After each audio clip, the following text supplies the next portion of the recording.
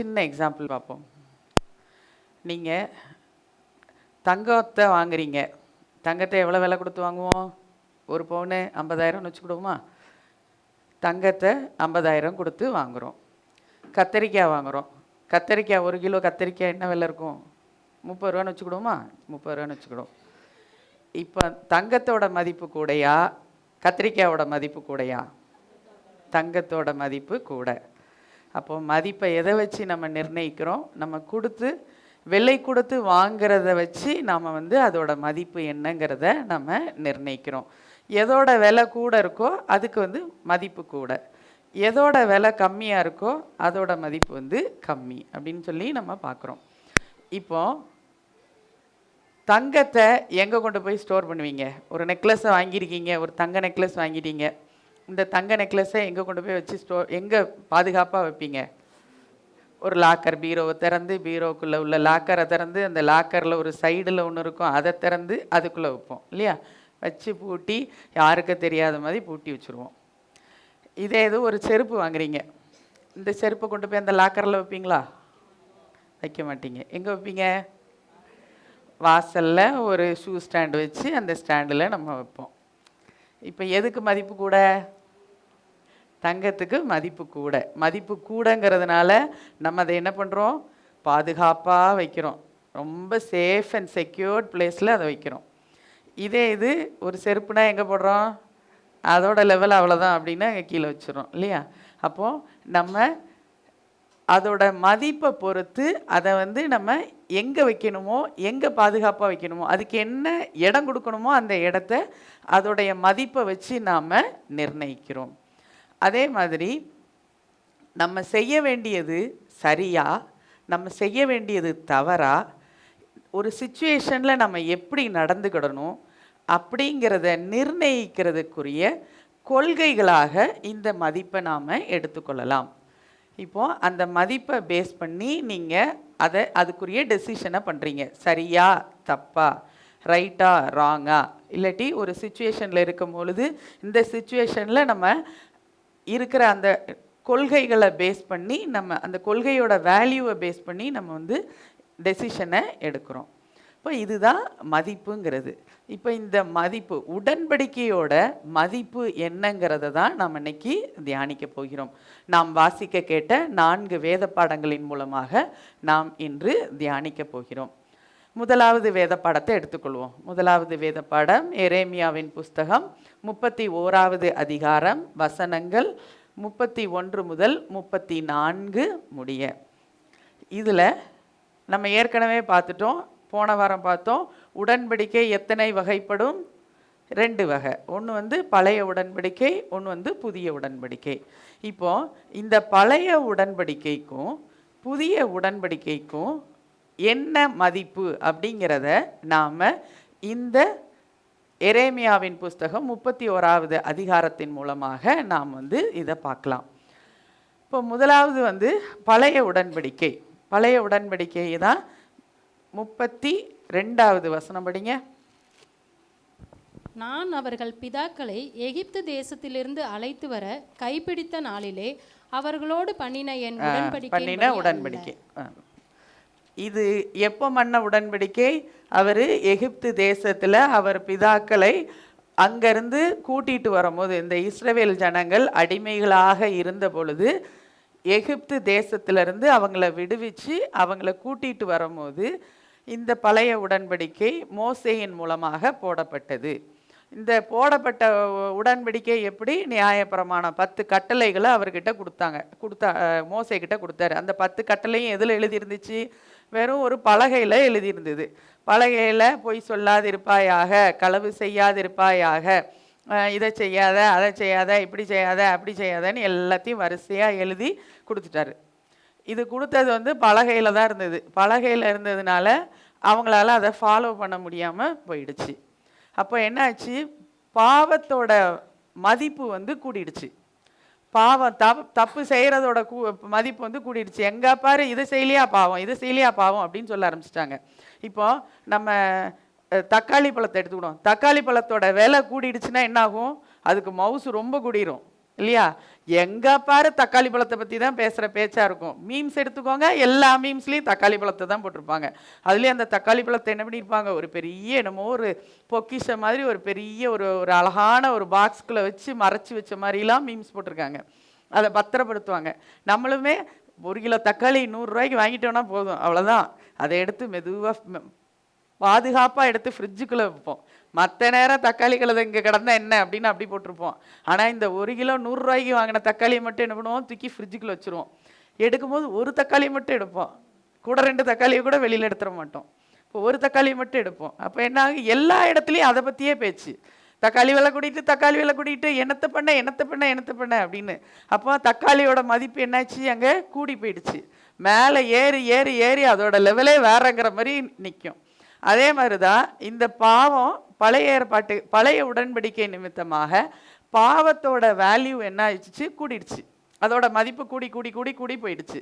இதை தான் நம்ம பாவத்தோட மதிப்பு என்னங்கிறத தான் சங்கீதம் 51வது அதிகாரத்தில் நம்ம பார்க்கிறோம்.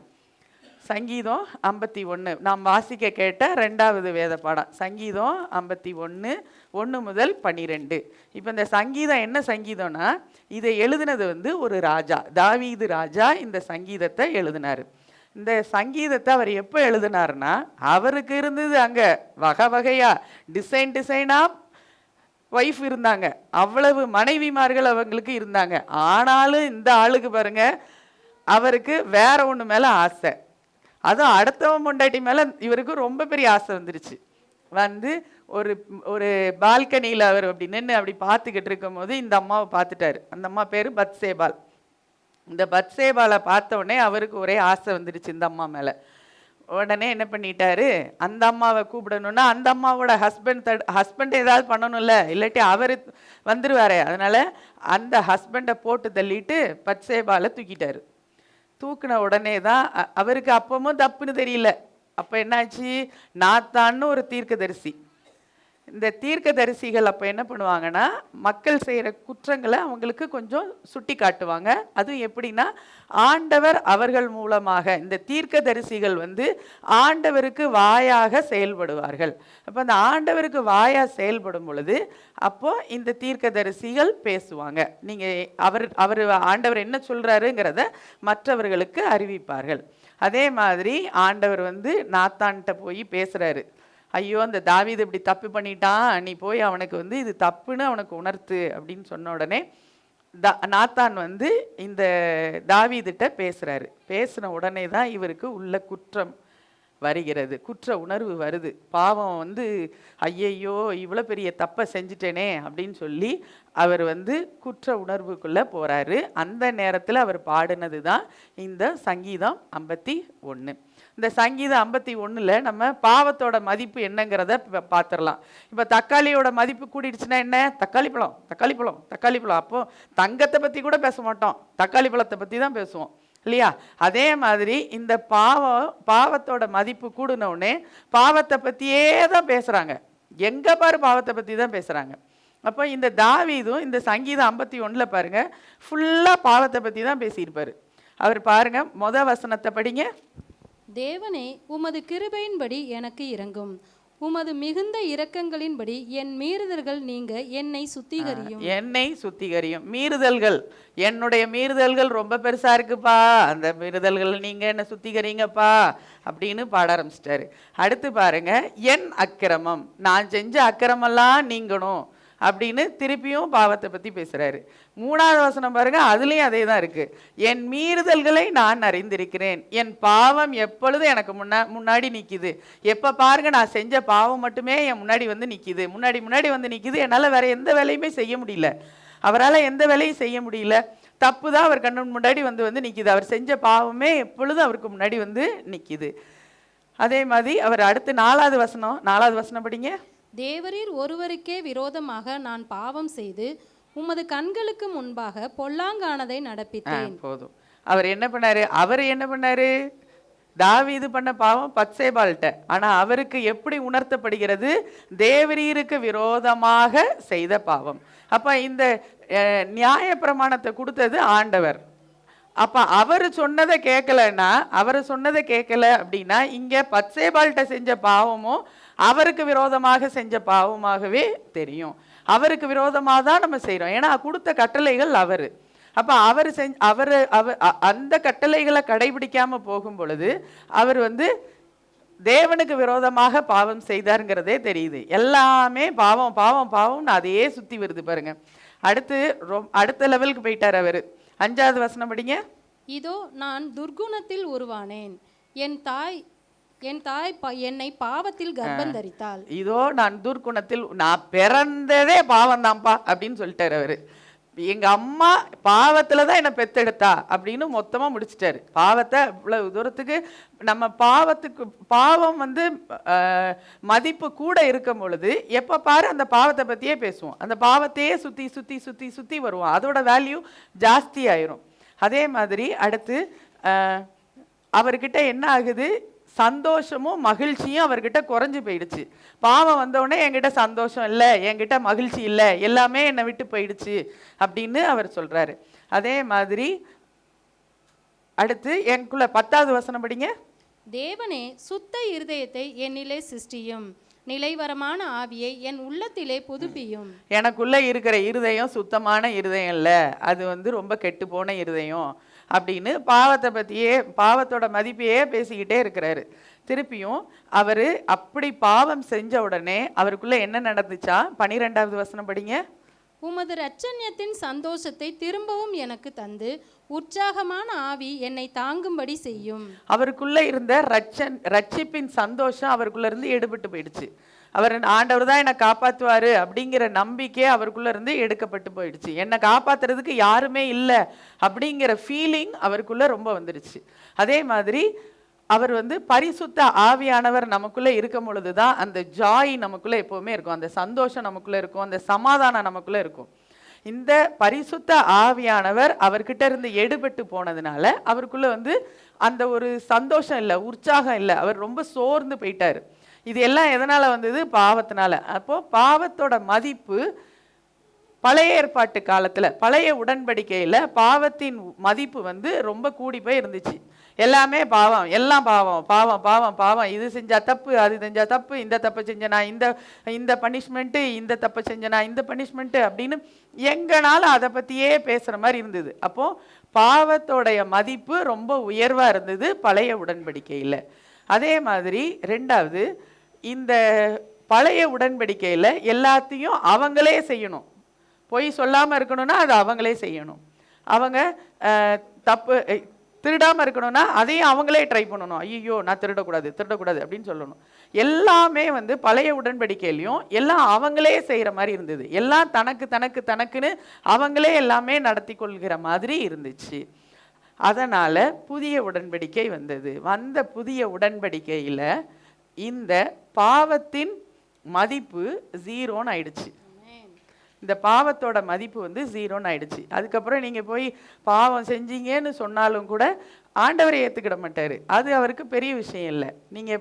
நீங்கள் வந்து ஒரு தப்பை செஞ்சுட்டு ஆண்டவர்கிட்ட போய் அப்பா நான் உமக்கு விரோதமாகவும் பரத்துக்கு விரோதமாகவும் பாவம் செய்தேன் அப்படின்னு நீங்கள் சொல்லிட்டு அவருக்கு முன்னாடி போய் நின்னீங்கனாலும் அவர் வந்து நீங்கள் அவர்கிட்ட வந்துட்டீங்க, ஐயோ என் பையன் தப்பு பண்ணினான் ஆனாலும் என்கிட்ட வந்துட்டான் அப்படின்னு அவர் சந்தோஷப்படுவார். அவர் சந்தோஷப்பட்டுட்டு நீங்கள் செஞ்ச பாவத்தெல்லாம் 1 2 3 4 5 6 7 8ன்னு நீங்கள் அறிக்கை பண்ணாலும் அவர் அதை கேட்க மாட்டார். அவர் உங்களுடைய பாவங்களை எல்லாம் தூக்கி அவர் முதுகுக்கு பின்னாடி போட்டுட்டார். அவ்வளோத்தையும் எடுத்து அவருடைய முதுகுக்கு பின்னாடி போட்டுட்டு உங்களை பார்த்து சந்தோஷப்பட்டு என் பையன் என்கிட்ட வந்துட்டான் அப்படின்னு சொல்லி, ஐயோ என் பையன் ரொம்ப கஷ்டப்பட்டுட்டு இருக்கானே, அவனுக்கு நல்ல ட்ரெஸ் இல்லையே அப்படின்னு சொல்லி துதியின் ஆடையை எடுத்து உங்களுக்கு போட்டு விடுகிறார். துதியின் ஆடைனா அதுக்கப்புறம் நீங்கள் வந்து எப்போ பாரு சந்தோஷமான பேச்சுகளை மட்டும்தான் பேசுவீங்க, சந்தோஷமாக துதித்து கொண்டே இருப்பீர்கள். துதிக்கிறதுனா என்ன? அவரை சந்தோஷம், அவருக்கு நன்றின்னு சொல்கிற மாதிரி. அதுக்கப்புறம் உங்களுக்கு வாயிலிருந்து நெகட்டிவ் வேர்ட்ஸே வராது. ஐயோ இது எனக்கு ஆகாது, இப்படி நான் பண்ண மாட்டேன், அப்படி நடக்காது, இப்படி நடக்காது, இந்த மாதிரி வார்த்தையெல்லாம் உங்கள் வாயிலிருந்து வரவே வராது. துதியின் ஆடையை எடுத்து உங்களுக்கு போட்டு விடுவார். அப்போ நீங்கள் ஃபுல்லாக உங்களுக்கு ஃபுல்லாகவே வந்து துதி தான் இருக்கும், சந்தோஷம். எங்கே பாரு சந்தோஷமாக இருப்பீங்க, எப்போ பாரு சந்தோஷமாக இருப்பீங்க. அதே மாதிரி உங்களுக்கு மோதிரத்தை போட்டு விடுகிறார். உங்களுக்கு ஒரு நல்ல ஒரு செருப்பு எடுத்து போட்டு விடுகிறார். செருப்புங்கிறது இங்கே வந்து ரட்சிப்பை குறித்து, சுவிசேஷத்தை குறித்து சொல்லப்படுகிறது. அப்போ இந்த மாதிரி உங்களை ஒரு அழகாக ட்ரெஸ் பண்ணி உங்களை வந்து அழகாக பார்க்கணுன்னு தான் அவர் வந்து விரும்புகிறார். இப்போ உங்களை ஃபுல்லாக அவர் வந்து ட்ரெஸ் பண்ணி விட்டுருவார். சூப்பராக ட்ரெஸ் பண்ணி ஆஹா சூப்பர், அது வரைக்கும் பிச்சைக்காரியாக போய் அவர் முன்னாடி நின்னாலும் அதுக்கப்புறம் நம்ம எப்படி ஆயிடுவோம், ஒரு ஐஸ்வர்யம் உள்ளவனாக ஒரு சூப்பராக ட்ரெஸ் பண்ண மாதிரி சூப்பர் ஆயிடுவோம். அப்போ ஃபுல்லாக மேக்கப் போட்டு நம்மளை வந்து அலங்கரிக்கிறதுக்கு அவர் ரொம்ப வாஞ்சை உள்ளவராக இருக்கிறார். நம்ம செய்ய வேண்டியதெல்லாம் அவர் பக்கத்தில் போய் நிற்கிறது தான். அவர் பக்கத்தில் போயிட்டோம் அப்படின்னாலே போதும். அதை ஒன்று தான் அவர் விரும்புகிறாரு. நான் வந்து கலந்த கந்தை துணி, அந்த துணி, இந்த துணி, கிழிஞ்ச துணி, நான் இப்படி இருந்தேன், நான் இவ்வளோ பாவம் செஞ்சேன், நான் அப்படி பண்ணேன், அதுக்கெல்லாம் இது அப்படி இப்படின்னு உங்கள் புலம்பலை வந்து அவர் வந்து அதெல்லாம் நம்மளுடைய திருப்திக்காக நம்ம புலம்பிக்கிறோம், அதெல்லாம் நமக்காக நம்ம செஞ்சுக்கிறோம். அவர் முன்னாடி போய் அப்பா அப்படின்னு ஒரு வார்த்தை கூப்பிட்டுட்டா போதும், அவர் ஃபுல்லாக நம்மளை மேக்கப் பண்ண ஆரம்பிச்சிருவார், நம்மளை ஃபுல்லாக மாற்றிடுவார், டோட்டலாக நம்மளை சேஞ்ச் பண்ணிடுவார். நம்ம இருந்த வாழ்க்கை, நம்ம எப்படி இருந்தோமோ அந்த வாழ்க்கையிலேருந்து அப்படி டோட்டலாக நம்மளுடைய வாழ்க்கை மாறிடும். நம்ம எவ்வளோ கடன் தொல்லைகளோடு இருந்தாலும் சரி, நம்மளுடைய கடன்கள் அனைத்தும் மாற்றப்படும். நம்ம வந்து ஐஸ்வர்யம் உள்ளவர்களாக மாறிவிடுவோம். நம்ம வியாதி உள்ளவர்களாக இருந்து அவர்கிட்ட போனோம்னா நம்மளுடைய வியாதிகள் அனைத்தும் நீக்கப்பட்டுவிடும். அப்படி ஒரு அருமையான வாழ்க்கையை இந்த புதிய உடன்படிக்கையில் கொடுக்குறாரு. இதை தான் நம்ம வந்து எரேமியா 31:33 படிங்க. அந்த நாட்களுக்கு பிற்பாடு நான் இஸ்ரவேல் குடும்பத்தோடு பண்ண போகிற உடன்படிக்கையாவது, இஸ்ரவேல் குடும்பத்தோட ஒரு புது உடன்படிக்கை பண்ணுகிறார். அது என்ன உடன்படிக்கை? நான் என் நியாயப்பிரமாணத்தை அவர்கள் உள்ளத்திலே வைத்து அதை அவர்கள் இருதயத்திலே எழுதி நான் அவர்கள் தேவனாய் இருப்பேன், அவர்கள் என் ஜனமாய் இருப்பார்கள் என்று கர்த்தர் சொல்லுகிறார். புதிய உடன்படிக்கையை அவர் போட்டுவிட்டார். இந்த புதிய உடன்படிக்கையில் அவர் என்ன சொல்றாரு? என்னுடைய நியாய பிரமாணத்தை அவர்கள் உள்ளத்திலே வைத்து, அவர் அந்த நியாய பிரமாணத்தை கொண்டு வந்து எங்க வைக்கிறாரு? நம்மளுடைய மனதில் எழுதிடுவார். நம்மளுடைய மைண்டில் அதை கொண்டு வந்து ஃபிக்ஸ் பண்ணிடுவார். எல்லா நியாய பிரமாணத்தையும் எல்லா கட்டளைகளையும் கொண்டு வந்து நம்மளுடைய மைண்டில் அவர் ஃபுல்லாக எழுதி வச்சுருவார். நம்ம போய் எழுத வேண்டாம். அந்த காலத்தில் பழைய உடன்படிக்கையில் என்ன பண்ணாங்க? அதை தூக்கி கொண்டு வந்து கற்பலகையில் ஒவ்வொன்று 1 2 3 4 5 6 7 8ன்னு போட்டு கற்பலகையில் எழுதுனாங்க. கற்பலகையில் எழுதுனது வெளியில் இருந்துச்சு, அதனால் அவங்களால ஃபாலோ பண்ண முடியல. அதை வந்து எப்போ பாரு அதை பார்த்துக்கிட்டே தான் இருக்க முடிஞ்ச ஒழிய அதை அவங்களால ஃபாலோ பண்ண முடியல. இப்போ வந்து நியாயப்பிரமாணம் எங்கே எழுதப்பட்டு விட்டது? நம்மளுடைய மனதில் எழுதப்பட்டு விட்டது. இப்போ மனதில் எல்லாத்தையும் எழுதிட்டாரு கடன்னு. நமக்கு என்ன எழுதினாருங்கிறது கூட நமக்கு தெரியாது. அவரை நம்ம புதிய உடன்படிக்கையை விசுவாசித்து அவருடைய விசுவாசிகள் ஆனபோது என்னாகும்? இந்த உடன்படிக்கை எல்லாமே போய் நம்மளுடைய மனதில் எழுதப்பட்டு விடும். இப்போ இந்த மனதில் அதை எழுதின உடனே அது ஃபுல்லாக வந்து நம்மளுடைய மைண்டில் எழுதிட்டாங்க. எழுதுனதுக்கப்புறம் என்ன ஆகும்? நம்ம அதை பற்றி யோசிக்கணுமா? யோசிக்கவே வேண்டாம். இப்போ பக்கத்து வீட்டில் உள்ள பத்மாக்கா வந்து டபுள் டோர் ஃப்ரிட்ஜு வாங்கியிருக்காங்கன்னா அதை அப்படியே ஒரு பொறாம குணத்தோடு பார்த்தா, ஐயோ இந்த ஃப்ரிட்ஜை நம்ம எப்படி ஆட்டையை போடலாம் அப்படின்னு நம்ம யோசிக்கணும்னு அவசியமே கிடையாது. நம்மளால் யோசிக்கவே முடியாது. ஆஹா பத்மாக்கா சூப்பராக இருக்கே ஃப்ரிட்ஜு, டபுள் டோர் ஃப்ரிட்ஜா, கலரு சூப்பராக இருக்கேக்கா, அதில் போட்டிருக்கிறது கூட கரண்ட்டு கம்மியாக கன்சியூம் ஆகுன்னு போட்டிருக்காங்களே, பரவாயில்லையே, சூப்பராக இருக்குக்கா உங்கள் ஃப்ரிட்ஜு அப்படின்னு நம்மளால் வாயார வாழ்த்த முடியும். ஏய்த்த வீட்டு அம்புஜா அக்கா வந்து ஒரு வைர நெக்லஸ் வாங்கி வச்சுருந்து அந்த வைர நெக்லஸ் அவங்க வந்து போட்டிருக்கதை நம்ம பார்த்தோடனே, ஆஹா இந்த வைர நெக்லஸை நம்ம வாங்கி கொண்டு போய் நம்ம அன்னை மாவன் கல்யாணத்துக்கு போட்டால் நல்லா இருக்குமே அப்படின்னு நம்ம யோசிக்க மாட்டோம். அந்த யோசனை நமக்குள்ளே வரவே வராது. நம்ம என்ன நினைப்போம்? ஆஹா சூப்பர்க்கா, இந்த நெக்லஸ் சூப்பராக இருக்கே, அழகாக இருக்குது, உங்கள் கழுத்துக்கு அதை விட சூப்பராக இருக்குது, சூப்பராக வச்சுருக்கீங்களே அப்படின்னு சொல்லி நம்ம வந்து சொல்ல வாழ்த்த முடியும். பார்த்துக்கா பத்திரம்க்கா, நெக்லஸை பத்திரமா வச்சுக்கோங்கக்கா அப்படின்னு நம்ம வந்து நம்ம வாயார நம்மளால் அதை வந்து வாழ்த்த முடியும். அந்த மாதிரியான ஒரு மனநிலைக்கு நம்ம வந்துடுவோம். நம்ம உட்காந்து ஐயோ இல்லை இல்லை இல்லை இல்லை நம்ம வந்து இப்படிலாம் செய்யக்கூடாது, இப்படிலாம் பண்ணக்கூடாதுன்னே வராது. ஒரு காய்கறி கடையில் போய் காய் வாங்க போகிறோம், அவன் வந்து 5 ரூபா நமக்கு மிச்சம் தர்றதுக்கு பதில் 10 ரூபா தந்துட்டான். 10 ரூபா தந்தோடனே பரவாயில்ல 5 ரூபா லாபம் அப்படின்னு நம்ம பேக்கெட்டில் போட்டுட்டு நம்ம வரமாட்டோம். அப்போ ஐயோ 5 ரூபா கூட கொடுத்துட்டீங்களே அப்படின்னு நம்மளே பதறி அவங்க கிட்ட 5 ரூபாயை திருப்பி கொடுப்போம். அந்த மாதிரியான ஒரு ஒரு ஒரு மனநிலைக்கு நம்ம வந்துடுவோம். ஏன்னா இந்த நியாய பிரமாணங்கள்லாம் எங்கே எழுதப்பட்டிருக்கு? நம்மளுடைய மனதில் எழுதப்பட்டிருக்கிறது. நமக்குள்ளேயே அது வந்துருச்சு, நமக்குள்ளே எழுதி வச்சதுனால நாம் அதை கஷ்டப்பட்டு ஃபாலோ பண்ணணும்னு அவசியம் கிடையாது. ஐயோ இல்லை இல்லை 5 ரூபாயை கொடுக்க வேண்டியிருக்கே, ஐயோ போச்சே 5 ரூபா வந்த லாபத்தையும் கொடுக்க வேண்டியிருக்கே அப்படின்னு நம்ம ஏங்க வேண்டியதுக்கு அவசியம் இல்லை. சந்தோஷமாக நம்ம அந்த காரியத்தை செய்வோம். ஏன்னா நமக்குள்ள நம்ம மனதுக்குள்ளே அது எழுதப்பட்டு விட்டது.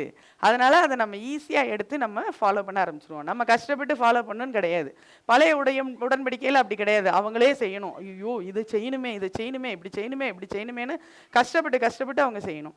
ஆனால் இங்கே அப்படி கிடையாது. நம்மளுடைய மனதில் அது எழுதப்பட்டதுனால நாம் அதை ஆட்டோமேட்டிக் ப்ராசஸ், அதுவாக அது நடக்க ஆரம்பிச்சிடும். நம்ம கஷ்டப்பட்டு செய்யணுங்கிற அவசியத்துக்கு நம்ம தள்ளப்பட மாட்டோம். இது எல்லாத்தையும் பரிசுத்த ஆவியானவர் நமக்குள்ள கொடுத்த பரிசுத்த ஆவியானவரால் நம்ம இதை செய்ய முடியும். இதுதான் பழைய உடன்படிக்கையுடைய மதிப்பீடுகள். இப்போ நம்ம புதிய உடன்படிக்கைக்குரிய மதிப்பு என்னங்கிறத யோவான் எழுதின நற்செய்தி நூல் 12வது அதிகாரம் வசனங்கள் 20 முதல் 32 வரைக்கும் உள்ள வசன பகுதியில் நம்ம பார்க்கலாம். 23வது வசனம் படிங்க. அப்பொழுது இயேசு அவர்களை நோக்கி, மனுஷகுமாரன் மகிமைப்படும்படியான வேலை வந்தது. 24. மெய்யாகவே மெய்யாகவே நான் உங்களுக்கு சொல்லுகிறேன், கோதுமை மணியானது நிலத்தில் விழுந்து சாகாவிட்டால் தனித்திருக்கும், செத்ததே ஆகில் மிகுந்த பலனை கொடுக்கும். இங்கே கோதுமை மணியை எக்ஸாம்பிளாக கொடுத்துருக்காங்க. இது ஆண்டவராகிய இயேசு கிறிஸ்து சிலுவையில் மரணத்தை சந்திக்கிறதற்கு ஒப்புமைக்கு இதை கொடுத்துருக்காங்க. இப்போ அந்த கோதுமை மணி, ஒரு கோதுமை மணி எடுத்துக்கிட்டோன்னா அதை நம்ம மண்ணில் விதைச்சதுக்கப்புறம் அது என்ன வரும்? கோதுமையை விதைச்ச உடனே அது ஒரு செடியாக வரும். இந்த செடி வந்ததுக்கப்புறம் அந்த செடியில் எத்தனை கோதுமை வரும்? ஒன்றா வரும். நிறைய கோதுமை மணிகள் அதிலிருந்து நமக்கு கிடைக்குது. இப்போ அந்த ஒரு கோதுமையை நம்ம மண்ணில் விதைச்சதுனால நமக்கு பல கோதுமை மணிகள் நமக்கு கிடைச்சிச்சு. அதே மாதிரி ஆண்டவராகிய இயேசு கிறிஸ்து மரணத்தை ஏற்றுக்கொண்டதினால, மரணத்தை ஏற்றுக்கொண்டு அவர் உயிரோடு எழும்பினதுனால இப்போ என்னாச்சு? எல்லாருக்குமே இந்த உயிர்த்தெழுதல் நமக்கு நிச்சயமாக்கப்பட்டு விட்டது. இப்போ எல்லாரும் மரணத்தை பார்த்து பயந்து பயந்து பயந்து பயந்து உட்கார்ந்துருந்த காலம் இதோடு முடிந்தது. அவர் மரணத்தை ஒன்றும் இல்லைன்னு காலி பண்ணி போட்டுட்டாரு. மரணம் ஃபுல்லு காலி. அதை வச்சு இனிமேல் எதுவுமே பண்ண முடியாது. மரணத்தை வச்சு நம்மளை பயங்காட்டவே முடியாது. அந்த மரணத்துக்கு ஒன்றுமே இல்லைங்கிறத நமக்கு இயேசு மரித்து உயிர்த்தெழுதலை நிமித்தமாக நமக்கு இதை கொண்டு வந்துட்டாரு. அவரை விசுவாசிக்கிறவர்கள் யாரெல்லாம் இருக்கிறாங்களோ அவங்க எல்லாரும் செத்தாலும் திருப்பி உயிரோட எழும்புவாங்க. உயிரோட எழும்பி அதுவும் உயிரோட எழும்பி கொஞ்ச நாள் இல்லை, நித்தியமா இட்டர்னல் காலங்காலத்துக்கு அதுக்கப்புறம் நம்ம உயிரோட இருக்க போகிறோம். அந்த வாழ்க்கை ஒரு வேறான வாழ்க்கை. இந்த மாதிரி கஷ்டத்துலேயும் கவலையிலையும் கடந்து கஷ்டப்படணும்னு நமக்கு அவசியமே கிடையாது. அந்த வாழ்க்கை வேற மாதிரி இருக்க போது அது நமக்கு சந்தோஷத்தை தருகிற வாழ்க்கையாக இருக்க பொழுது அந்த வாழ்க்கை வித்தியாசமான வாழ்க்கையாக இருக்க போகிறது. அப்போ இந்த புதிய உடன்படிக்கையில் நமக்கு மரணத்தை ஒன்று இல்லைன்னு காலி பண்ணி போட்டுட்டாரு ஆண்டவராகிய இயேசு கிறிஸ்து. அவர் சிலுவையில் செய்த காரியத்தின் நிமித்தமாக மரணம் நமக்கு ஒன்றும் இல்லைன்னு ஆகி போயிடுச்சு. அதனால தான் நம்ம தைரியமாக பாடலாம், மரணமே உன் கூரெங்கே, பாதாளமே உன் ஜெயமெங்கே, மரணமே உன் கூரெங்கே, பாதாளமே உன் ஜெயமெங்கே,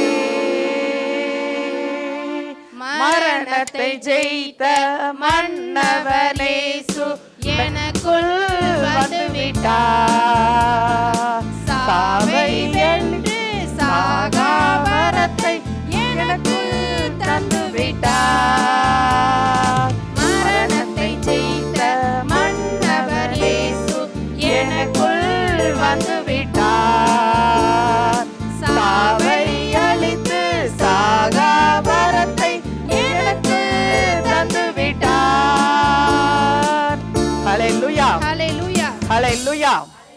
ஸோ மரணங்கிறது நமக்கு எதுவுமே கிடையாது. மரணத்தோட கூர் தாக்கப்பட்டு முடிந்தாகிவிட்டது. அந்த மரணம் இனிமேல் உங்களை வந்து தாக்கிட்டே நிற்க முடியாது. அதோட இப்போ ஒரு ஆணி இருக்குது, அந்த ஆணியோட ஷார்ப் எண்டை தூக்கி கட் பண்ணி போட்டுட்டோன்னா அது வந்து உங்களை குத்திட்டு நிற்குமா? அதை உங்களால் குத்த முடியுமா? உங்களுக்கு ஏதாவது அதனால் எதுவும் சேதம் வருமா? வரவே வராது இல்லையா? ஏன்னா அந்த ஆணியில் ஷார்ப் எண்டே இல்லை. அதே மாதிரி மரணம் நம்மளை வந்து பயங்காட்டிக்கிட்டு இருந்ததில்ல, அதோடைய அந்த ஷார்ப் எண்டை கட் பண்ணி போட்டுட்டாரு ஆண்டவர். அதனால் இனிமேல் அந்த ஷார்ப் எண்ட் இல்லைன்னா அந்த மரணம் வந்து நம்மளை பயங்காட்டவே முடியாது. அதை வச்சு நமக்கு எந்த பாதிப்புமே கிடையாது. அது வந்து நம்மளை பயங்காட்டவும் முடியாது. அதனால் நமக்கு ஏதோ ஒரு புண்ணை கொண்டு வரப்போதா, இல்லாட்டி ஒரு வேதனையை கொண்டு வரப்போதா? ஒரு வேதனையும் அதன் மூலமாக நமக்கு கிடையாது. மரணம் அந்த ஷார்ப் எண்ட் கட் ஆகி இப்போ வந்து பிளண்ட்டாக நிற்கிது. அதுக்கு வந்து ஒரு கூர் எண்டே இல்லை. அதனால் நம்மளை வந்து குத்தவும் முடியாது, குடையவும் முடியாது, எதுவுமே செய்ய முடியாது. ஸோ மரணத்தை குறித்த பயத்தை நம்மளிடத்திலிருந்து எடுத்து போட்டுட்டார். பயம், இந்த மரணங்கிறது இனிமேல் இன்வாலிடுன்னு ஆயிடுச்சு. அதை வச்சு எதுவுமே நம்மளை செய்யவே முடியாது. அடுத்ததா அவர் என்ன பண்ணார்? உலக காரியங்களை இல்லைன்னு காலி பண்ணி போட்டார். இதை தான் 25வது வசனத்தில் நம்ம பார்க்கலாம். 25வது வசனம் படிங்க. தன் ஜீவனை சிநேகிக்கிறவன் அதை இழந்து போவான். இந்த உலகத்தில் தன் ஜீவனை வெறுக்கிறவனோ அதை நித்திய ஜீவ காலமாய் காத்து கொள்வான். தன் ஜீவனை சிநேகிக்கிறவன் அதை இழந்து போவான். இப்போ இதுக்கு அர்த்தம் அப்போனா நம்ம வந்து நம்மளுடைய உயிரை வந்து பெருசுன்னு நினைக்கக்கூடாது, நம்மளுடைய பாடி ரொம்ப முக்கியம் அப்படின்னு நினைக்கக்கூடாதுன்னு கிடையாது. ஐய இது என்ன, நம்ம எதுக்கு, நம்ம ஜீவன் பெருசு இல்லைன்னா அப்போ இதுக்காக நம்ம எதுக்கு வேலைக்கு போகணும்? வேலைக்கு போக வேண்டாம்ல, சும்மா வீட்டில் உட்காந்துக்கிடுவோம். ஜீவன் தான் பெருசு இல்லையே, அதை எதுக்கு நம்ம பாதுகாக்கணும்? நம்ம எதுக்கு அதை வந்து பாதுகாக்கிறதுக்காக சோறு பொங்கணும், சோறை பொங்கி சாப்பிடணும், அதை வந்து நம்ம மெயின்டைன் பண்ணணும்? ஒரு வியாதி வந்தாலும் பரவாயில்ல, ஜீவன் என்ன முக்கியமா, அது பாட்டுக்கு போகுது அப்படின்னு முக்கியப்படுத்தாமல் இருக்கிறது இல்லை. நம்மளுடைய சரீர முக்கியத்தை ஆண்டவராகிய இயேசு கிறிஸ்து இந்த இடத்துல பேசலை. அவர் எதை பேசுகிறாருன்னா செல்ஃப் சென்டர்ட்னஸ். நான் எதுக்கு எடுத்தாலும் நான் எனக்கு தான் எல்லாமே எனக்கு தான், நான் செய்கிறது எனக்கு முக்கியம், எனக்கு முக்கியப்படுத்துங்க, என்னை இந்த இடத்துல மதிக்கலை, என்னை இந்த இடத்துல பேசவே இல்லை, என்னை வந்து உயர்த்தியே பேசலை, என்னை அவங்க வந்து மதிக்கவே இல்லை, என்னை வான்னு கூட கேட்கல, எனக்கு வந்து நான் இவ்வளவு தசம பாகத்தை கொடுத்துட்டு உட்கார்ந்துருக்கேன், அப்படி இருந்த இவங்க எனக்கு வந்து ஒரு பொசிஷனே கொடுக்கலையே, நான் இவ்வளோ நாள் வேலை பார்த்துக்கிட்டே இருக்கேன், நான் எத்தனை வருஷமாக அந்த சர்ச்சுக்கு வரேன், ஆனால் எனக்கு இவங்க ஒரு ஒரு ஒரு போஸ்டையே கொடுக்க மாட்டேங்கிறாங்களே அப்படின்னு எனக்கு எனக்கு எனக்கு எனக்குன்னு பேசுறது இங்கே வந்து சொல்லப்படவில்லை. அப்போ அந்த மாதிரி இடத்துல நம்ம என்ன பண்ணணும்? நம்மளுடைய நமக்குன்னு கொடுக்குற முக்கியத்துவத்தை நம்ம வந்து பெரிதுபடுத்தக்கூடாது. அந்த முக்கியத்துவத்தை நம்ம விட்டுறணும். எனக்கு எனக்கு எனக்குன்னு சொல்கிறத விட்டுட்டு நம்ம மற்றவங்களுக்காக செய்ய ஆரம்பிக்கணும். தன்னைத்தான் வெறுத்து ஜீவனை சிநேகிப்பவன் அதை இழந்து போவான். இந்த உலகத்தில் தன் ஜீவனை வெறுக்கிறவனோ அதை நித்திய ஜீவ காலமாய் காத்து கொள்வான். அப்போ நம்மளை பற்றியே யோசிக்காம மற்றவங்களை பற்றி யோசிக்க ஆரம்பிக்கணும். மற்றவங்களை பற்றி யோசிக்க அவங்களோட இதை செய்ய அப்போ என்ன ஆகும்? நமக்கு ஒரு முக்கியத்துவம் கிடைக்க ஆரம்பிக்கும். ஆண்டவர் நமக்கு ஒரு முக்கியத்துவம் கொடுப்பாரு, நமக்கு ஒரு ஒரு ஒரு ஸ்பெஷாலிட்டியை ஆண்டவர் வந்து கொடுப்பாரு, நமக்குன்னு ஒரு தனித்துவத்தை ஆண்டவர் வந்து கொடுக்க ஆரம்பிப்பார். அப்போ நம்ம எப்பவுமே அவரை நோக்கி பார்த்துக்கிட்டே இருக்கணும், அவரை நம்ம முக்கியப்படுத்தணும், அவருக்குரிய காரியங்களை செய்கிறவர்களாக இருக்கணும். எப்பவுமே அதுக்கு நம்ம முக்கியத்துவப்படுத்தும் போது நம்மளுடைய வாழ்க்கை வந்து பாதுகாக்கப்படும், நம்மளுடைய லைஃப் வந்து அடுத்த லெவலுக்கு எடுத்துக்கொள்ளப்படும். அதை தான் வந்து இங்கே தன் ஜீவனை சிநேகிக்கிறவன் அதை இழந்து போவான். இந்த உலகத்தில் தன் ஜீவனை வெறுக்கிறவனோ அதை நித்திய ஜீவ காலமாய் காத்து கொள்வான். எப்பவுமே இட்டர்னலாக நம்மளுடைய லைஃப் வந்து அவரை நோக்கி இருக்கும் பொழுது அது வந்து காக்கப்படும். அதனால தான் நம்ம எப்பொழுதும் தைரியமாக நம்ம பாடணும். சிலுவையே முன்னால் உலகமே பின்னால், சிலுவையே முன்னால் உலகமே பின்னால், இயேசு சிந்திய இரத்தத்தினாலே என்றும் விடுதலையே, இயேசு சிந்திய இரத்தத்தினாலே என்றும் விடுதலையே.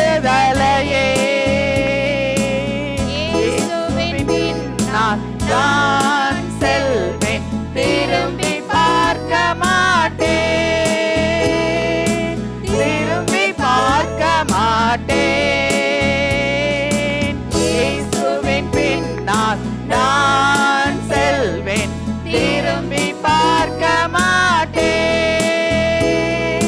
திரும்பி பார்க்க மாட்டேன். உலகத்தின் பெருமை, செல்வத்தின் பற்று எல்லாம் உதறிவிட்டேன். உலகத்தின் பெருமை, செல்வத்தின் பற்று எல்லாம் உதறிவிட்டேன். உடல் பொருளாவி உடைமைகள் யாவும் ஒப்புக் கொடுத்து விட்டேன். உடல் பொருளாவி உடைமைகள் யாவும் ஒப்புக் கொடுத்து விட்டேன். நான் அவர் ஆலயம், எனக்குள்ளே இயேசு. நான் அவர் ஆலயம், எனக்குள்ளே இயேசு. என்ன நடந்தாலும் எவ்வேளையிலும் எப்போதும் துதித்திடுவேன். என்ன நடந்தாலும் எவ்வேளையிலும் எப்போதும் துதித்திடுவேன். இயேசுவின் பின்னால் நான் செல்வேன், திரும்பி பார்க்க மாட்டேன், திரும்பி பார்க்க மாட்டேன். ஹல்லேலூயா, ஹல்லேலூயா, ஹல்லேலூயா. சிலுவையை உங்களுக்கு முன்னாடி வைங்க, உலகத்தை உங்களுக்கு பின்னாடி வைங்க. ஆண்டவர் உங்களை வழி நடத்தி கொண்டு போயிட்டே இருப்பார். அந்த சிலுவையை பார்க்க பார்க்க பார்க்க பார்க்க உங்களுக்கு அடுத்து அடுத்து அடுத்து அடுத்து என்ன செய்யணும் என்ன செய்யணுங்கிறது உங்களுக்கு வந்துக்கிட்டே இருக்கும். நீங்கள் போய் யோசிக்க வேண்டாம், எதை செய்யணும் எப்படி செய்யணும் அப்படின்னு நீங்கள் யோசிக்க வேண்டாம். அவர்கிட்ட போய் நின்ன உடனே அவர் உங்களுக்கு ஐடியா கொடுப்பார். ஒரு 10,000 ரூபா காசு எனக்கு தேவை அப்படின்னு நீங்கள் நினைக்கிறீங்களா? சிலுவைக்கு முன்னாடி போய் நின்று சிலுவையில் செஞ்ச காரியத்தை நோக்கி நன்றி இயேசுவேன்னு மட்டும் சொல்லுங்கள். அந்த சிலுவையை பார்த்துக்கிட்டு நன்றி இயேசுவேன்னு சொன்னாலே போதும், உங்களுக்கு அவர் ஐடியா கொடுப்பாரு அழகா. அந்த முன் வீட்டு முத்தமாக இருக்கல்ல, அவளுக்கு நான் இப்போ தான் ரிட்டையர்மெண்ட்டு ஃபண்டு வர வச்சுருக்கேன், நீ போய் கேளு, ஒரு 10,000 உனக்கு கொடுப்பா அப்படின்னு அவர் சொல்லுவார். நீங்கள் அதுபடியே போய் அங்கே போய் கேட்டிங்கன்னா அந்த அம்மா உங்களுக்கு என்ன ஏதுன்னு கூட கேட்காது, உடனே 10,000 தூக்கி உங்கள் கையில் கொடுத்துரும். நீங்கள் சந்தோஷமாக வாங்கிட்டு வந்துடலாம். இப்படி அவர் உங்களுக்கு ஐடியா கொடுப்பாரு, என்ன செய்யணுங்கிறத அவர் உங்களுக்கு சொல்லி தருவார். இந்த காதுக்குள்ளே அவர் அவர் அவர் சொல்கிறத நம்ம கேட்டு அதுபடி நடக்கும் பொழுது ஆட்டோமேட்டிக்காக உங்களுக்கு வந்துக்கிட்டே இருக்கும். இதுக்கு நம்ம செய்ய வேண்டியதெல்லாம் சும்மா அங்கே பார்க்கணுமா இங்கே பார்க்கணுமா, ஐயோ முத்தம்மா எப்போ காசு வாங்கிட்டு வருவா அப்படின்னு நம்ம பார்க்கணுன்னு அவசியமே கிடையாது. நம்ம சிலுவையை நோக்கி கொண்டே இருக்க வேண்டும், அவரை நோக்கி பார்க்கணும். அவர் நன்றி இயேசுவே நன்றி இயேசுவேன்னு அவரை பார்த்து சொல்லிக்கிட்டே இருங்க. உங்களுடைய வியாதிகள் உங்களை விட்டு விலகும், உங்களுடைய கடன் பிரச்சனைகள் உங்களை விட்டு விலகும். உங்களை காலை சுற்றி சுற்றி சுற்றி சுற்றி வரும் ஒரு பாவம், இல்லாட்டி ஒரு தப்பு செய்யணுங்கிற ஒரு ஃபீல் உங்களுக்குள்ளே இருந்துக்கிட்டே இருக்கும். நீங்கள் சிலுவையை நோக்கி பார்க்கும் பொழுது இந்த ஃபீல் உங்களை விட்டு ஆட்டோமேட்டிக்காக விலகி ஓடிடும். உங்களை விட்டு எல்லாமே பிரிஞ்சு பிரிஞ்சு போன மாதிரி இருக்கும். நீங்கள் அடுத்தடுத்த லெவலுக்கு போகிறத நீங்கள் கண்கூடாக பார்க்கலாம். ஸோ சிலுவை உங்கள் முன்னாடி நிற்க கடவுது.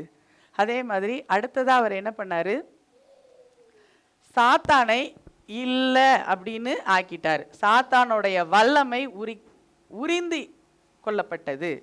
இது நம்ம எந்த வசனத்தில் பார்க்கலான்னா 31 படிங்க. இப்பொழுதே இந்த உலகத்திற்கு நியாய தீர்ப்பு உண்டாகிறது. இப்பொழுதே இந்த உலகத்தின் அதிபதி புறம்பாக தள்ளப்படுவான். இந்த உலகத்தின் அதிபதி புறம்பாக தள்ளப்படுவான். இந்த உலகத்தின் அதிபதி யாரு? பிசாசு. பிசாசுகிட்ட நம்ம ஆதாம் அந்த ஆதாம் கீழ்ப்படியாமல் போனதினால என்னாச்சு, கண்ட்ரோலை மொத்தத்தையும் தூக்கி பிசாசு கையில் கொடுத்துட்டான்.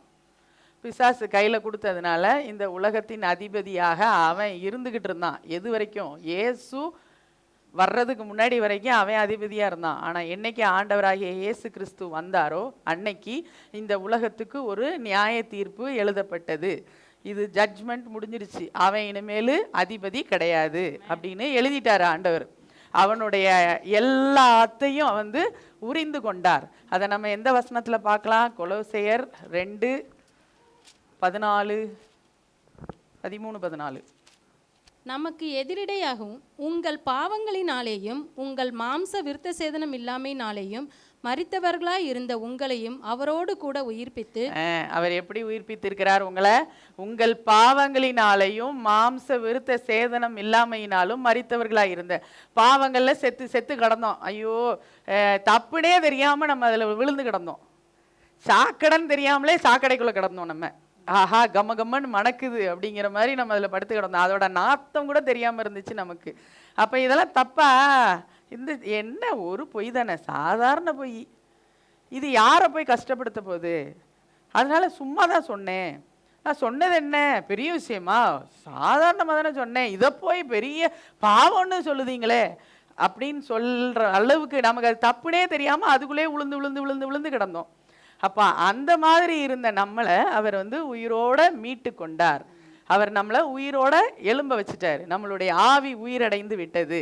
அப்போ அதுக்கப்புறம் என்னது? இந்த நம்ம ஆண்டவராகிய இயேசு கிறிஸ்துவை ஏற்றுக்கொண்டவுடனே நமக்கு வந்து தப்புலாம் என்னன்னு தெரிய ஆரம்பிச்சிருச்சு, பாவம்னா என்னன்னு தெரிய ஆரம்பிச்சிருச்சு. அவருக்கு கீழ்ப்படியாமல் இருந்ததே பாவம். அது நமக்கு உணர்த்தப்பட்டது. ஐயோ, ஆண்டவர் சொன்னதெல்லாம் கேட்காம விட்டுட்டேனேன்னு நமக்குள்ள ஒரு நமக்கு அப்பதான் நம்ம உயிரோடையே எழும்பியிருக்கோம். அது வரைக்கும் செத்து போய் கிடந்தோம். இப்போ நம்ம வந்து தப்புங்கிறது என்னன்னு நமக்கு அதுக்கப்புறம் தான் நமக்கு தெரிய ஆரம்பிச்சிருச்சு. 14வது வசனம் படிங்க. நமக்கு எதிரிடையாகவும் கட்டளைகளால் நமக்கு விரோதமாகவும் இருந்த கையெழுத்தை குலைத்து அதை நடுவில் இராதபடிக்கு எடுத்து சிலுவையின் மேல் ஆணி அடித்து. நெல்லுங்க. இப்போ நமக்கு எதிரிடையாக எழுதப்பட்டிருந்த கையெழுத்து, நமக்கு இவன் செஞ்ச பாவம், இவன் தாத்தா செஞ்ச பாவம், இவனோட தாத்தாவோட தாத்தா செஞ்ச பாவம், அதனால இவனுக்கு இதுக்கு மேலே இவன் வருமானம் எகிரவே எகிராது, வெறும் 10,000 ரூபா தான் இவனுடைய வருமானமாக இருக்கும் அப்படின்னு நமக்குன்னு ஒரு இதை எழுதி வச்சுட்டான் பிசாசு. இதுக்கு மேலே இவனால் உயரவே முடியாது, அவ்வளோதான், இவன் இவ்வளோதான், இதுக்கு மேலே இவனுக்கு எந்த வளர்ச்சியும் கிடையாது அப்படின்னு எழுதி வச்சுட்டான்.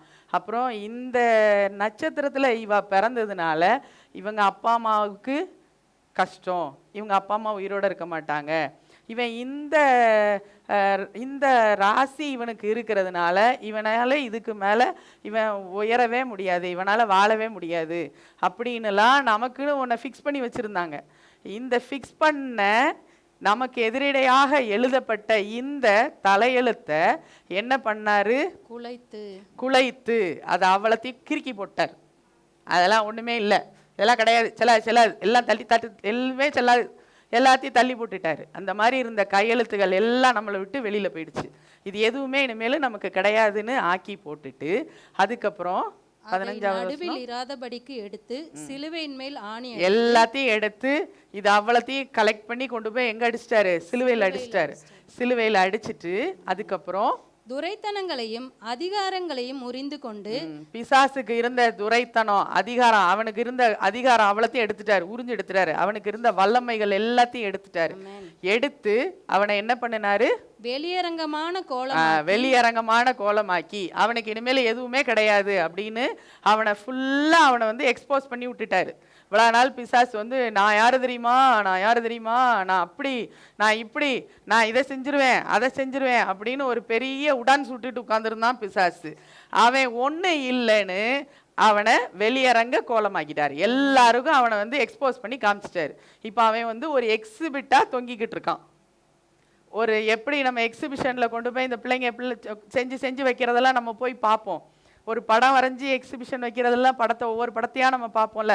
அதே மாதிரி இப்போ பிசாசு என்னென்ன செஞ்சானோ அவ்வளத்தையும் அவர் வந்து ஒரு வெளியரங்க கோலமாக்கிட்டார், ஒரு எக்ஸிபிட்டாக கொண்டு வந்து நம்ம முன்னாடி வச்சுட்டார். இப்போ அவன் ஒன்றும் இல்லைங்கிறது எல்லாருக்கும் ஊர் ஃபுல்லாக தெரிஞ்சு போச்சு, உலகம் ஃபுல்லாக தெரிஞ்சு போச்சு. அதுக்கடுத்து அவைகளின் மேல் சிலுவையிலே வெற்றி சிறந்தார். இப்போ எல்லாத்தையும் கொண்டு வந்து எல்லாத்தையும் வெளியரங்க கோலமாக்கி அவர் சிலுவையில் வெற்றி பெற்றுட்டார். எல்லாத்தையும் கொண்டு வந்து சிலுவையில் அரைஞ்சு போட்டுட்டார். எல்லாத்தையும் எக்ஸ்பிளிசிட்டாக காமிச்சு போட்டாங்க. அப்போ இனிமேல் பிசாசு ஒன்றும் இல்லாமல் போயிட்டான். பிசாசுக்கும் ஒன்றும் இல்லை, பிசாசு இனிமேலும் ஒன்றும் இல்லாமல் போயிட்டான். அவனுக்கு எதுவுமே கிடையாது. அவனால் எதையுமே நமக்கு எதுவுமே செய்ய முடியாது நம்மளை அவனால். ஏன்னா வல்லமைகள் துரைத்தனங்கள் எல்லாத்தையும் அவர் வந்து உரிந்து கொண்டு விட்டார். அவனுக்கு இனிமேல் நம்ம மேலே உள்ள கண்ட்ரோல் எதுவுமே கிடையாது. நம்மளுடைய கண்ட்ரோல் நம்ம கையில் இருக்கு. நமக்குள்ள இருக்கிற பரிசுத்த ஆவியானவருடைய கையில் நம்ம அதை ஒப்பு கொடுக்கும் பொழுது அவர் நம்மை எடுத்து பயன்படுத்துவார், அவர் நம்மை வழி நடத்துவார். ஆட்டுக்குட்டி ரத்தத்தினால் சாத்தானை ஜெயித்து விட்டோம். ஆட்டுக்குட்டி ரத்தத்தினால் சாத்தானை ஜெயித்து விட்டோம். ஆவி உண்டு, வசனம் உண்டு, அன்றாட வெற்றி உண்டு. ஆவி உண்டு, வசனம் உண்டு, அன்றாட வெற்றி உண்டு.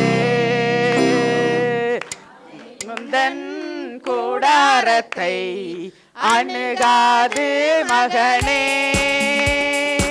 பொல்லாப்பு நேரிடாது நேரிடாது மகளே. வாதை முந்தன் கூடாரத்தை அணுகாது மகனே, பொல்லாப்பு நேரிடாது நேரிடாது மகளே. உண்மை உள்ளவர் பரிசுத்தமாக்கிடுவார். அழைத்தவரோ உண்மை உள்ளவர் பரிசுத்தமாக்கிடுவார்.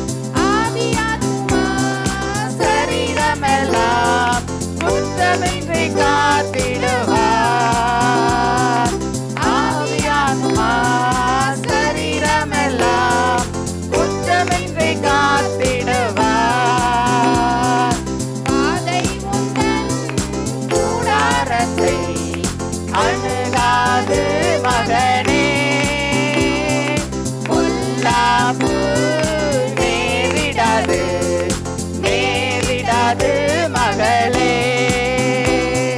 ஹல்லேலூயா, ஹல்லேலூயா, ஹல்லேலூயா.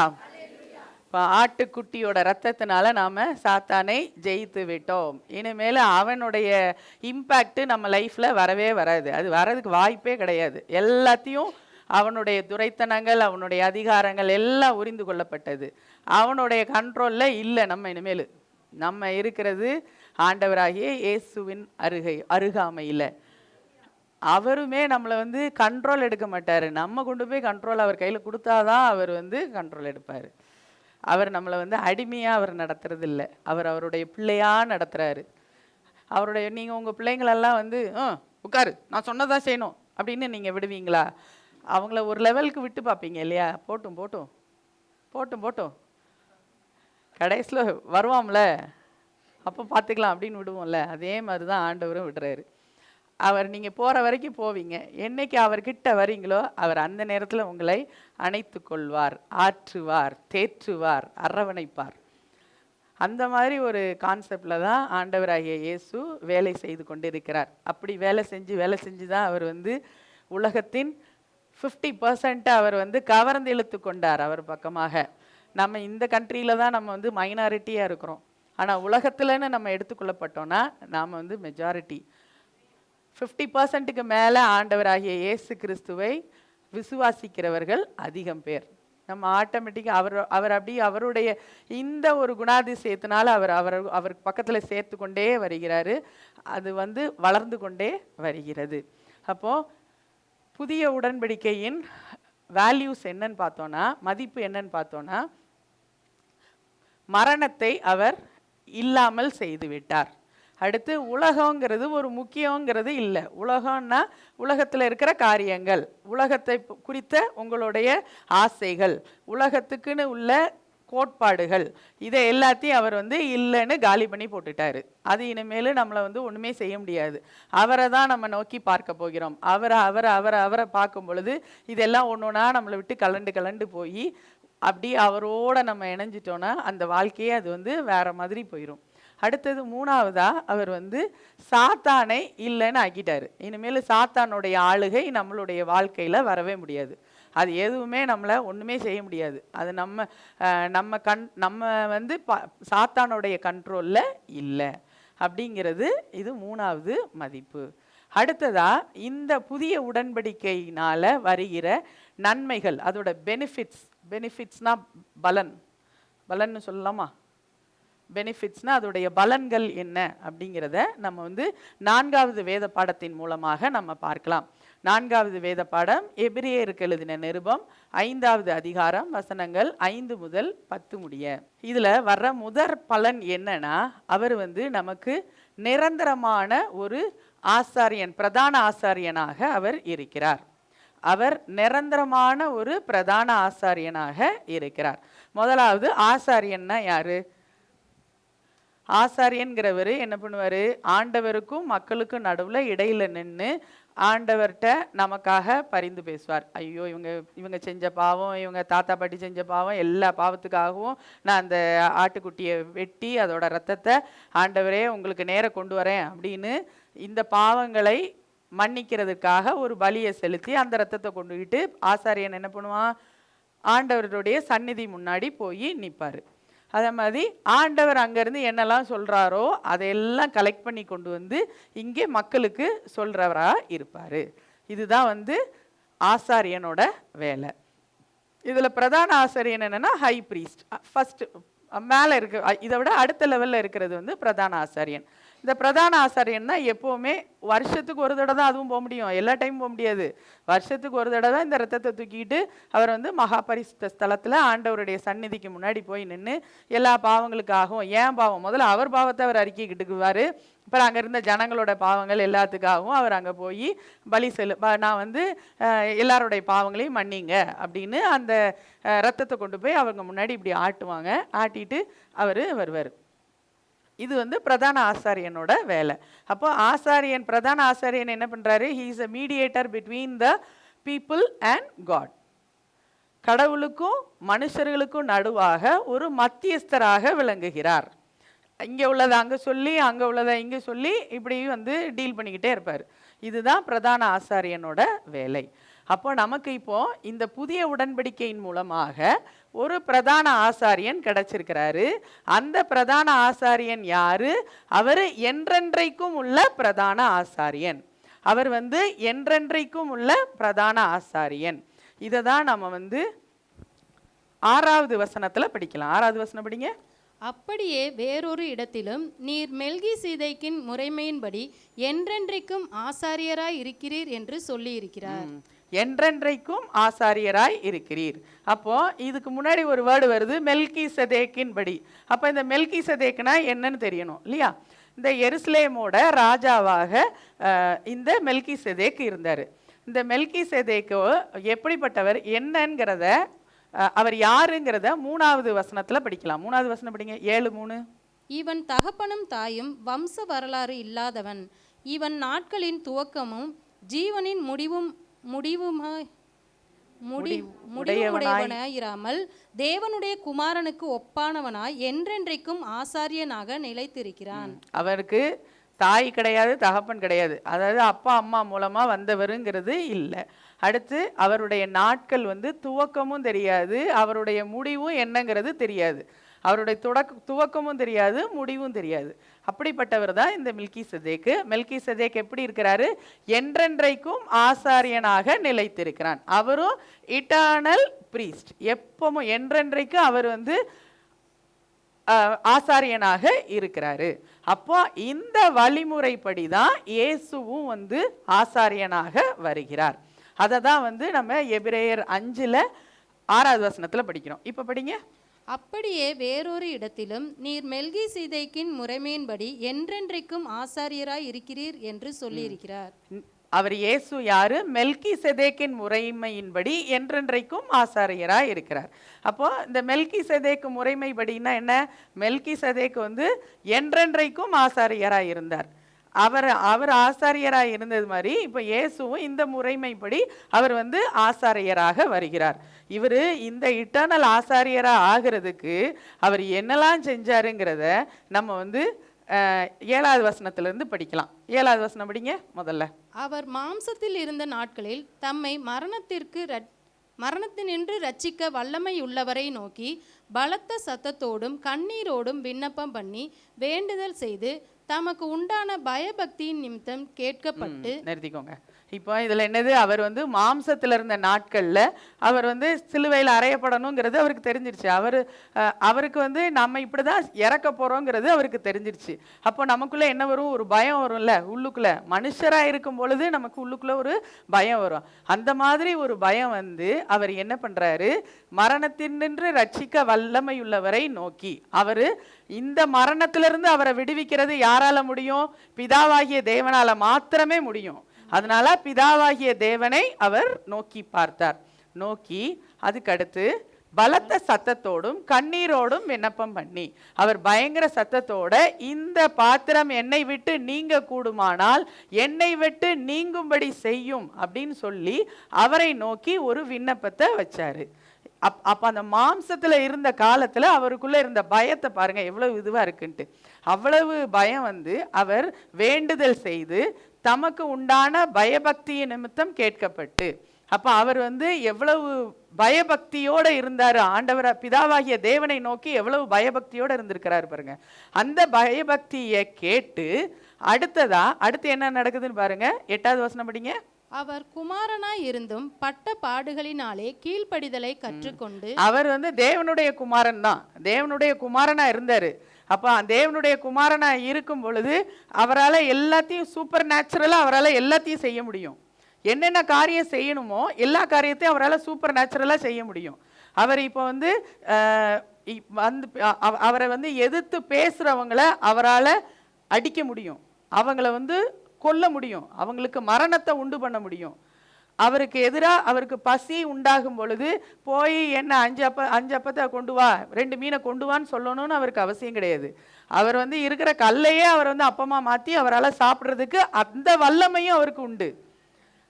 அத்தகைய வல்லமையும் அவரிடம் இருந்தது. ஆனால் இவ்வளவும் இருந்தும் அவர் எப்படி இருந்தார்? கீழ்ப்படிதல் உள்ளவராக இருந்தார்.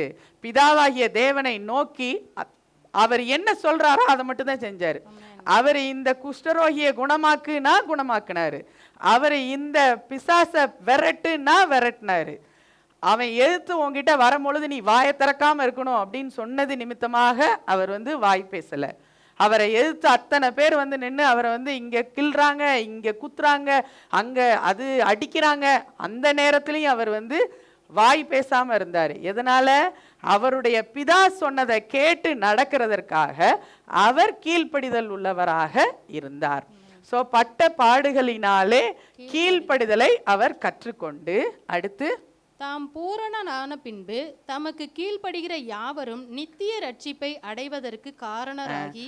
அவர் கம்ப்ளீட் ஆனதுக்கு அப்புறம், அவர் கம்ப்ளீட்டா எல்லா காரியத்தையும் முடிச்ச உடனே அவரை நோக்கி பார்க்கிறவர்களுக்கு இந்த இட்டர்னல் சால்வேஷனை, நித்திய நிரந்தரமான ரட்சிப்பை கொடுக்கிறதற்காக அவரு மெல்கிசேதேக்கின் முறைமையின்படியான பிரதான ஆசாரியர் என்று தேவனாலே நாமம் தரிக்கப்பட்டார்.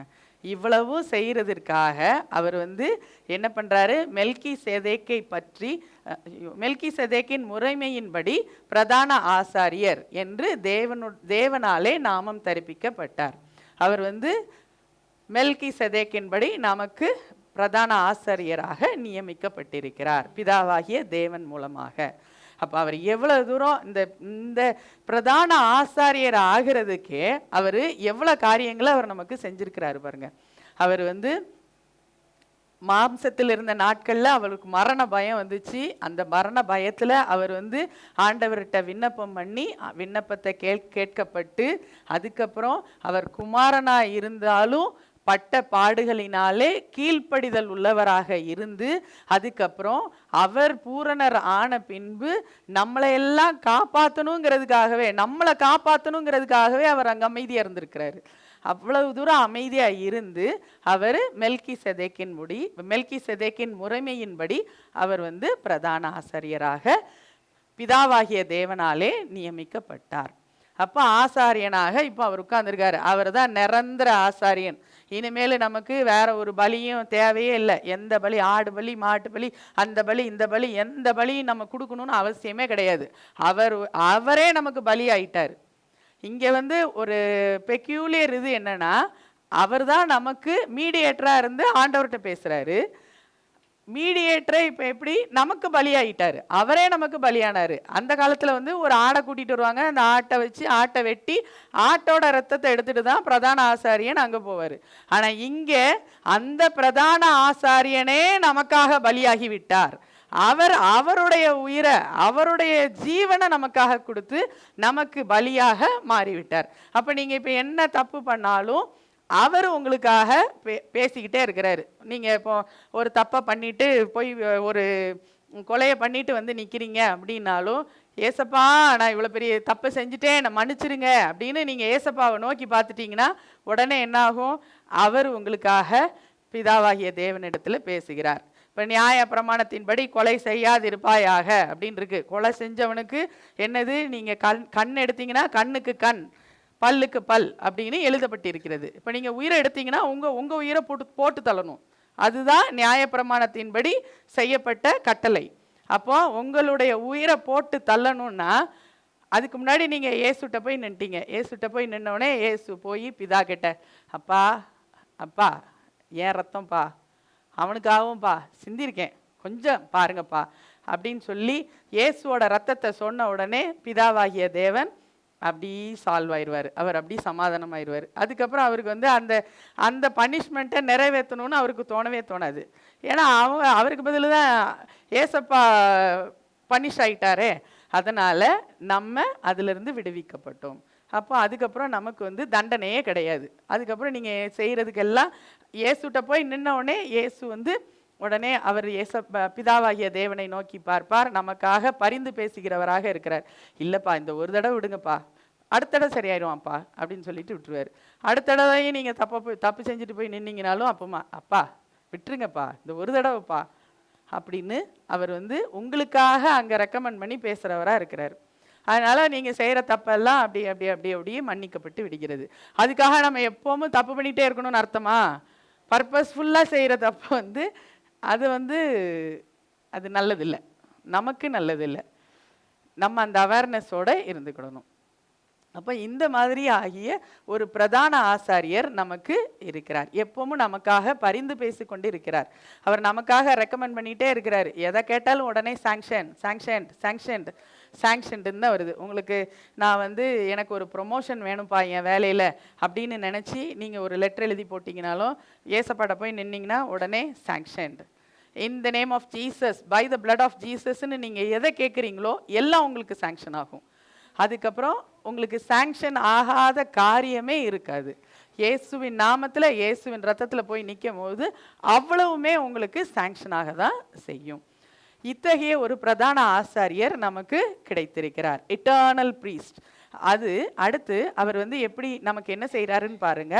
9வது வசனம், தாம் பூரணரான பின்பு தமக்கு கீழ்ப்படுகிற யாவரும் நித்திய ரட்சிப்பை அடைவதற்கு காரணராகி. அவர் நமக்கு நித்திய ரட்சிப்பை கொடுக்கிறவராக இருக்கிறார். Eternal salvation. அவர் உங்களை காப்பாற்றிக்கிட்டே இருக்கிறார். ரட்சிப்புன்னா காப்பாற்றுறது. எப்போ பாரு உங்களை காப்பாற்றிட்டு தான் இருக்கிறாரு. இனிமேல் உங்களுக்கு காப்பாற்றுறதுக்கு வேற ஆளே தேவையில்லை. ஐயோ இவங்க பின்னாடி போய் மறைஞ்சு நிற்கணுமோ, அவங்கக்கிட்ட போய் நின்னாதான் நம்மளை காப்பாற்றி விடுவாங்களோ, இதை செஞ்சாதான் நம்மளை காப்பாற்றி விடுவாங்களோ, 2 ஆடை பலி கொடுக்கணுமோ, 2 மாடை பலி கொடுக்கணுமோ, இல்லை இதெல்லாம் விட்டுட்டு நான் வேளாங்கண்ணிக்கு முட்டுனாலேயே நடந்து போகணுமோ, அப்போ தான் நான் காப்பாற்றப்படுவேனோ அப்படிங்கிறதெல்லாம் கிடையாது. அவர் உங்களுக்கு நித்திய நிரந்தர ரட்சிப்பாக மாறிவிட்டார். அவர் உங்களுக்கு ரட்சிப்பை கொடுக்கிறார். அவருக்கு கீழ்ப்படுகிறவர்களுக்கு அவர் இந்த ரட்சிப்பை கொடுக்கிறார்.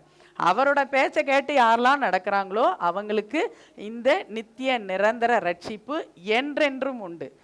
என்றைக்கும், ஒரு நாள் 2 நாள் மட்டும் கிடையாது, எல்லா நாளும். இனிமேல் இந்த உலகம் என்னைக்கெல்லாம் அழிய போகுதோ, உலகம் அழிஞ்சாலும் அதுக்கப்புறமும் நிரந்தரமா எப்பவுமே அவர் தான் நமக்கு இரட்சகராக இருக்க போகிறார்.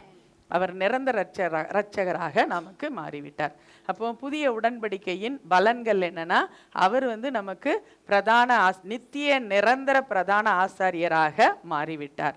ரெண்டாவது, அவர் நமக்கு நித்திய நிரந்தர இரட்சகராக மாறிவிட்டார். அவர் மூலமாக நமக்கு நித்திய ரட்சிப்பு கிடைக்கிறது. இதுதான் இந்த உடன்படிக்கையின் மதிப்புகள். இப்போ பழைய உடன்படிக்கையில் எதுக்கு மதிப்பு முக்கியமாக இருந்துச்சு? பாவத்துக்கு மதிப்பு ரொம்ப பெருசாக இருந்தது. எதனாலும் பாவம், உட்கார்ந்தா பாவம், நின்னா பாவம், படுத்தா பாவம், செத்தா பாவம், இருந்தா பாவம், எல்லாம் பாவம் பாவம் பாவம்னு பாவத்தோட மதிப்பு அப்படியே ரைசிங்காக இருந்தது. ஆனால் புதிய உடன்படிக்கையில் என்னாச்சு? அந்த பாவம் ஜீரோன்னு ஆயிடுச்சு. இந்த பாவத்தோட மதிப்பு ஜீரோன்னு ஆயிடுச்சு. அதுக்கப்புறம் பாவங்கிறது ஒரு பெரிய விஷயமே கிடையாது. தப்பன்ட்டியா போ அடுத்த வேலையை செய்ய அப்படிங்கிற மாதிரி தான் அவர் இருந்தார். இயேசு அந்த காலகட்டங்களில், அவர் இருந்த காலகட்டங்களில் ஒரு தப்பு செஞ்ச ஸ்திரீயை கொண்டு அவர் முன்னாடி நிறுத்திட்டு, இவ இந்த மாதிரி தப்பு செய்கிறா, அவ்வளவு பெரிய பாவத்தை பண்ணிட்டா அப்படின்னு அவங்க எல்லாருக்கும் முன்னாடி கொண்டு அந்த லேடியை நிறுத்தும் போது ஆண்டவராகிய இயேசு கிறிஸ்து கேட்ட கேள்வி, இவ கூட போய் தப்பு செய்யாதவன் எவன்லாம் இருக்கானோ அவன் மட்டும் இவளை கல்லெறிஞ்சு கொல்லு, மிச்சம்லாம் போ அப்படின்னாரு. அப்போ என்னாச்சு? எல்லாரும் போயிட்டாங்க. அந்த இடத்துல ஒருத்தர் கூட இல்லை. ஆண்டவர் இப்படி கீழே குனிஞ்சு பார்த்துட்டே இருந்தார். அப்போ அவர் என்ன சொன்னார்? அந்த லேடியை பார்த்து, நீ இனிமேல் பாவம் செய்யாத போ அப்படின்னு அனுப்பி விட்டார். அதே மாதிரி தான் நம்மளையும் சொல்கிறாரு. தப்பு செஞ்சுட்டு வந்தாலும் இனிமேல் செய்யாதன்னு சொல்கிறாரு. அப்போ நம்மளுடைய பாவங்களுக்குரிய மதிப்பு இல்லாமல் போயிட்டு, சும்மா அதை பற்றி ஐயோ என்னால் முடியல, நான் இந்த தப்பு செய்கிறேன், அந்த தப்பு செய்கிறேன், என்னால் அந்த தப்பு செய்யாமல் இருக்க முடியலன்னு சொல்கிறதுல தேவையே இல்லை. அவரை நோக்கி பார்க்கும் பொழுது, சிலுவையை நோக்கி பார்க்கும் பொழுது, சிலுவையை பார்த்துட்டே இருக்கும் பொழுது நம்ம இந்த பாவத்தை விட்டு வெளியில் வரணும்னு அவசியம் இல்லை. அது ஆட்டோமேட்டிக்காக நம்மளை விட்டுட்டு போயிடும். அது உங்களுக்குள்ளே இருக்கிறதுக்கு அதுக்கு வேல்யூவே கிடையாது. ஏன்னா அது ஜீரோங்கிறது நமக்குள்ளே எப்படி இருக்கும்? நமக்குள்ளே இருக்கிறவர் பெரியவர். அவர் உள்ளே இருக்கும் போது இது உள்ளே நுழையவே முடியாது. அவ்வளவு வெளியே போய்கிட்டே இருக்கும்.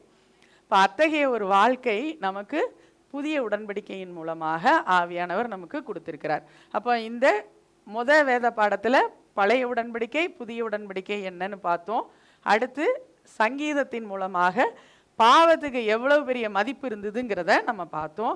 அடுத்து புதிய உடன்படிக்கையோட மதிப்பு என்னங்கிறத நம்ம யோவான் எழுதின நற்செய்தி நூல் 12வது அதிகாரத்தின் மூலமாக பார்த்தோம். அதில் நமக்கு பிசாசுக்கு மேலே இருந்த பிடி ஒன்றும் இல்லைன்னு ஆகிப்போச்சு. அடுத்து மரணத்துக்கு மேலே இருந்த கூர் இல்லைன்னு ஆகிப்போச்சு. உலகம்னு உலக காரியங்களை பற்றியே பேசிக்கிட்டு இருந்தோம்ல, அதையும் ஒன்றும் இல்லைன்னு ஆண்டவர் ஆக்கி போட்டுட்டாரு. அடுத்ததா புதிய உடன்படிக்கையோட பலன்கள் என்னன்னு பார்த்தோம். இந்த பலன்களில் அவர் நமக்கு பிரதான ஆசாரியர், நித்திய நிரந்தர பிரதான ஆசாரியர் ஆக வந்துவிட்டார். இப்போ அவர் தான் நமக்காக